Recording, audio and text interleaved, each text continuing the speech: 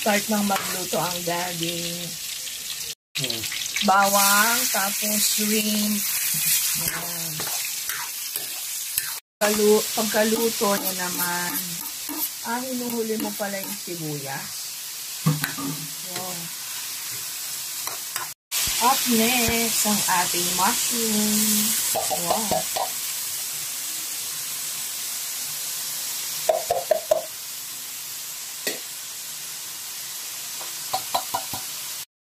At inilagay na ng daddy ang Nestle cream. Sarap naman. Ang milk. Wow.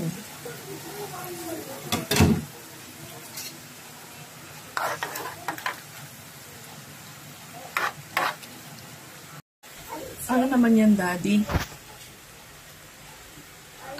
Yung shrimp stock. Okay.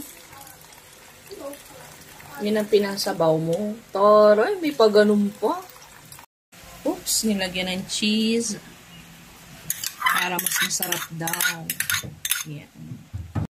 And syempre, ready na ang ating shrimp pasta. Yeah, so yummy.